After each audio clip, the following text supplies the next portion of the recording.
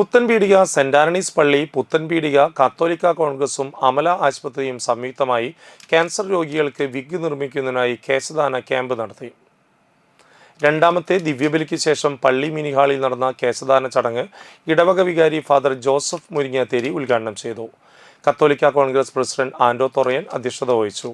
അമല ആശുപത്രി in charge father Jason Mundanmani മുഖ്യപ്രഭാഷണം നടത്തി. പാതുവ ആശുപത്രി അഡ്മിനിസ്ട്രേറ്റർ സിസ്റ്റർ ഹേമ, കൈക്കാരൻ MC ജോസഫ്, കത്തോലിക്ക കോൺഗ്രസ് സെക്രട്ടറി പോൾ PA, ഭാരവാഹികളായ Jessy Varghese, Shali Francis, Varghese KA, Lali Jose എന്നിവർ പ്രസംഗിച്ചു.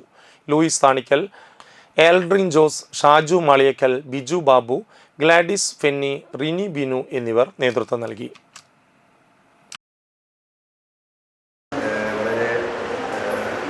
ഹൃദയഭേദകമായ രീതിയിൽ തന്നെ നമ്മോട് ഈ രോഗത്തെക്കുറിച്ചും ആ രോഗം വന്നു കഴിഞ്ഞാൽ ഉണ്ടാകാവുന്ന മാനസിക വിഷമസന്ധികളെക്കുറിച്ചും പ്രയാസങ്ങളെക്കുറിച്ചൊക്കെ നമ്മളോട് വളരെ ഭംഗിയായിട്ട് തന്നെ സംസാരിക്കുകയുണ്ടായി.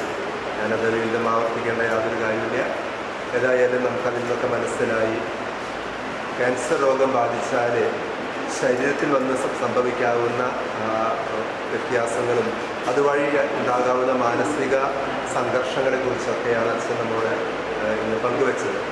അങ്ങനെയുള്ള രോഗികൾക്ക് ഒരു ആശ്വാസം എന്ന നിലയിൽ ഇപ്രകാരം വിഗ് വയ്ക്കുക എന്നുള്ളത് ഒരു മഹത്തായ കർമ്മമാണ്. ആ മഹത്തായ കർമ്മം നിർവഹിക്കാനായിട്ടാണ് നമ്മളിവിടെ ഒന്നു ചേർന്നിരിക്കുക.